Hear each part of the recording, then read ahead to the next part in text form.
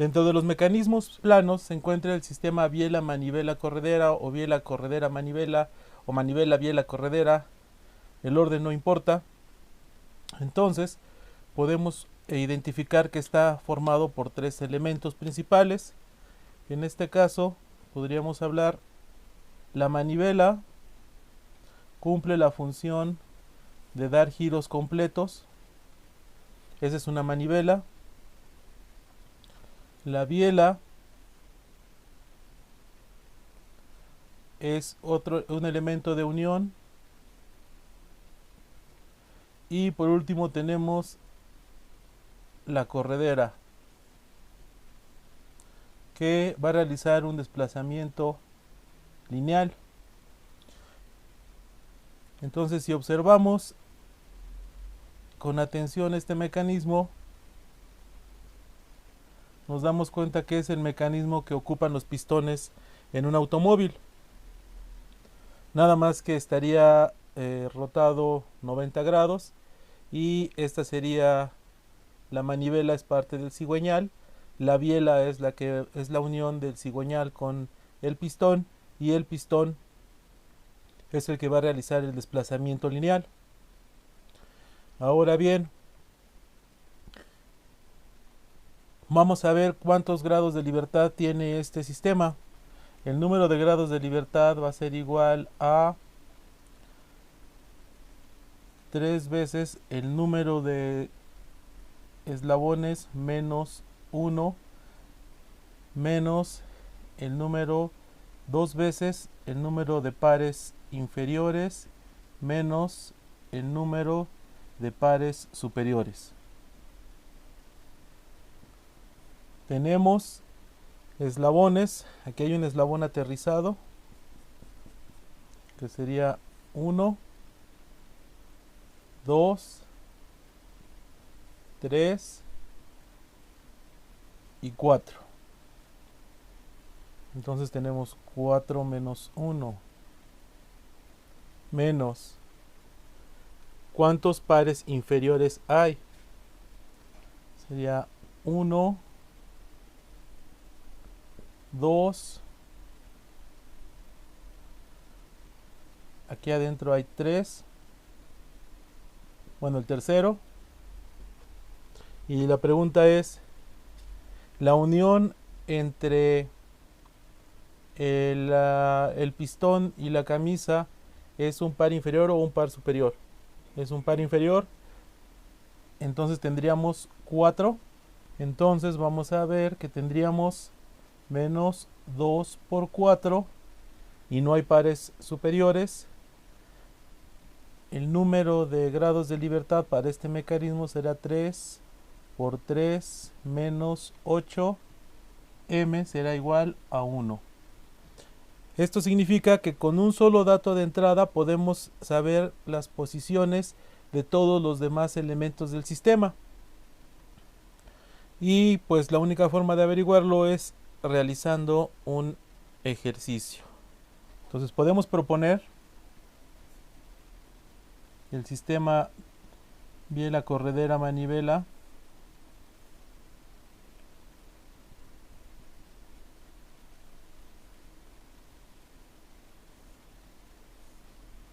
con las siguientes dimensiones. Podemos poner aquí 10, 18, y en realidad el tamaño del pistón no es importante, sino qué tanto se desplaza este punto con respecto al punto de giro de la manivela. Esta será nuestra incógnita.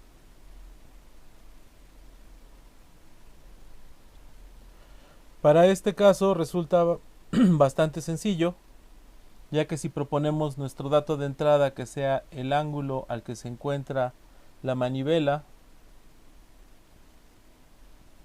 60 grados, el valor de x se puede encontrar mediante funciones trigonométricas o ley de senos o ley de cosenos. Entonces tenemos aquí fácilmente identificable un triángulo con un ángulo de 60 grados, una magnitud de 10, una magnitud de 18 y una magnitud desconocida. Podemos ocupar la ley de senos para encontrar el valor de este ángulo, o podemos ocupar la ley de cosenos para encontrar directamente el valor de la magnitud inferior.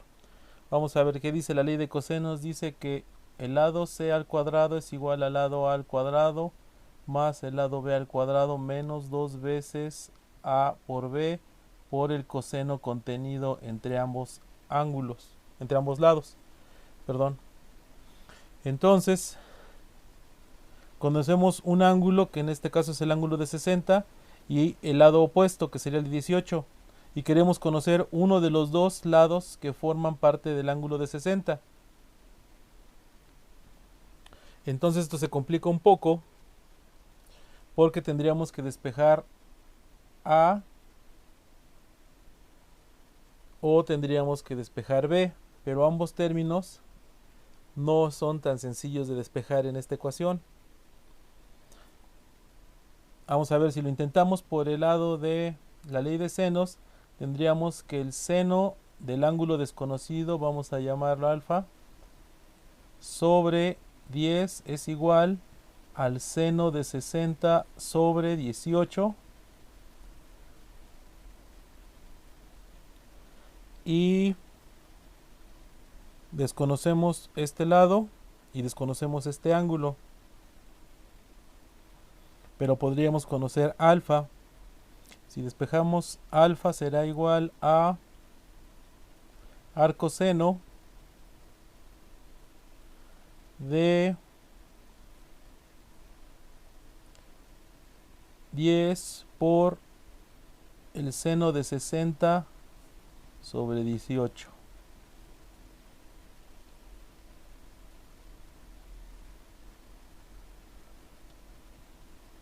Lo cual nos da un valor de 28.75 grados. Ya conocemos el valor de alfa. Ahora que conocemos el valor de alfa, vamos a ver si nos es más fácil encontrar la magnitud de la base de este triángulo. Podemos conocer ya el valor del ángulo beta, porque sabemos que 180, que es la suma del total de los ángulos internos de un triángulo, menos 60 menos 28.75 serán igual al valor de beta. Sale 91.24. Pues ya conocemos el valor de beta y el valor de alfa.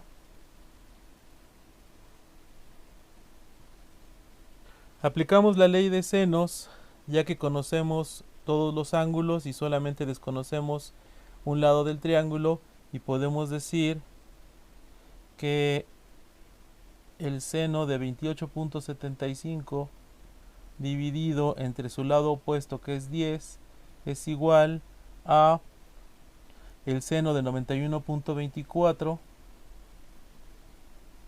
dividido entre el lado que desconocemos. Si despejamos el lado que desconocemos, tenemos que será igual a 10 veces el seno de 91.24 dividido entre el seno de 28.75, dándonos como resultado 20.78. Si habláramos que estos fueran centímetros, serían 20.78 centímetros. Con lo cual ya queda resuelto este problema, ya que encontramos la distancia entre el punto de giro de la manivela y el punto central de arrastre de nuestra corredera. Tenemos un valor de 20.78 centímetros. ¿Cómo demostramos que esto es correcto? Lo podemos hacer por el método gráfico, lo cual significa hacer el dibujo a escala con los valores que ya obtuvimos. Entonces, por ejemplo, empezamos con trazar una horizontal.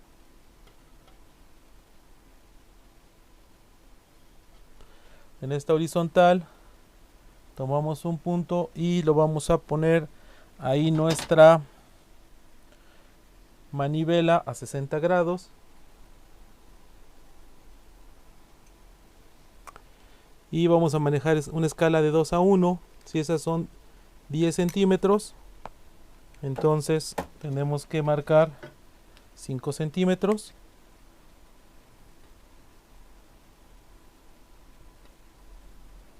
Y de ahí trazar una magnitud de 18 centímetros que toque la horizontal. Pero como estamos en escala de 2 a 1, serían 9 centímetros.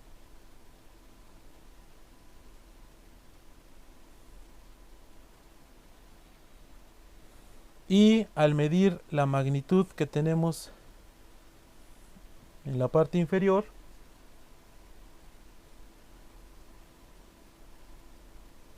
nos aparecen aquí 10.4 centímetros, 10.5 centímetros. Pero como es escala 2 a 1, tendríamos que multiplicarla por 2, que son 21 centímetros. Y nuestro resultado era de 20.78. Entonces el resultado varía en este caso por muy poco. ¿Por qué varía? Tenemos un resultado por un método analítico donde ocupamos decimales, ocupamos nuestras funciones trigonométricas y está aproximado a lo que es la teoría, y tenemos un método gráfico donde estamos midiendo en el pizarrón con un plumón que de entrada tiene un grosor de casi 1 milímetro. Entonces nuestro factor de error en este caso pues es considerable, y a pesar de este error, si se hace de la forma adecuada, podemos tener resultados muy similares. Vamos a manejar el mismo mecanismo. Ahora vamos a ponerlo hacia el lado opuesto y vamos a manejar los mismos 60 grados.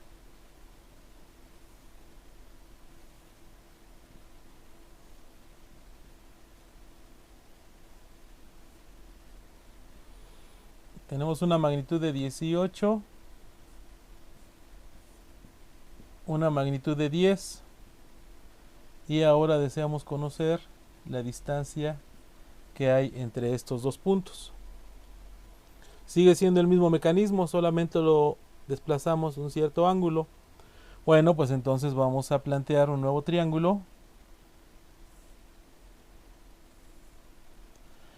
Es de mucha ayuda realizar un buen bosquejo de su problema, porque podemos caer en errores si no tenemos la ubicación aproximada de cómo está el triángulo. Tendríamos la magnitud de 10, la magnitud de 18, voy a hacer un triángulo y hay un ángulo de 60 grados, pues más o menos tenemos que trazarlo para tener la idea correcta y al hacer los cálculos no estar tan errados en nuestras suposiciones. Entonces ahora tenemos 10, 18, el lado que desconocemos. El ángulo interno acá sería de 120 grados.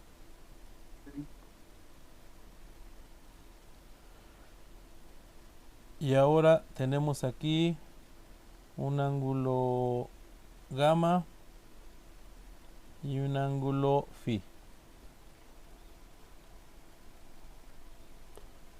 Podemos atacar el problema de la misma manera con ley de senos y encontrar el ángulo phi o el ángulo gamma. Vamos a ver, decimos que entonces que el seno de phi sobre 10 es igual a el seno de 120 sobre 18, de lo cual phi será igual al arcoseno de 10 veces el seno de 120 dividido entre 18. Bueno, tenemos un valor de 28.75 grados. Es que la duda es si hay algún problema de aplicar la ley de senos con ángulos mayores a 90 grados o se aplica para cualquier triángulo la ley de senos. Yo no recuerdo que tenga restricciones, pero habría que analizar el asunto. No, es correcto. El ángulo sí tiene que ser igual. El ángulo tiene que ser igual porque el triángulo que se formaba antes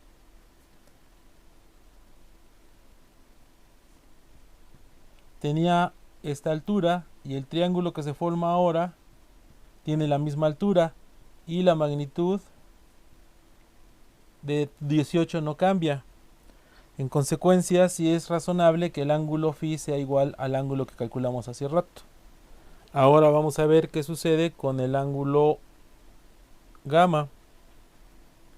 Entonces decimos que gamma es igual a 180 menos 120 menos 28.75 grados. Lo cual nos da un ángulo de 31.25 grados.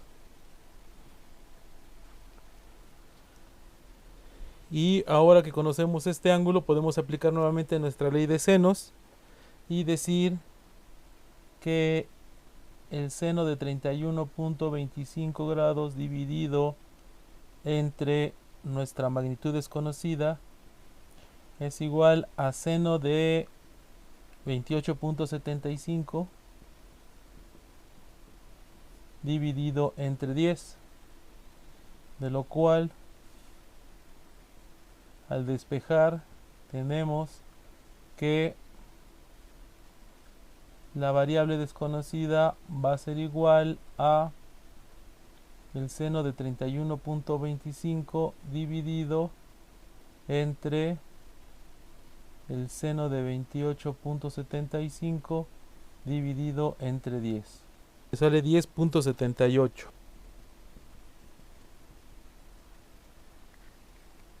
Bueno, ahora podemos revisarlo por método gráfico. Seguimos ocupando nuestra misma escala de 2 a 1. Una horizontal. Un punto. Marcamos nuestros 60 grados.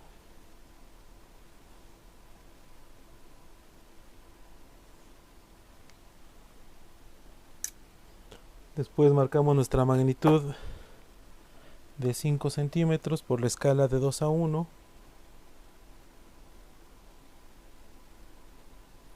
Y marcamos nuestra magnitud de 9 centímetros.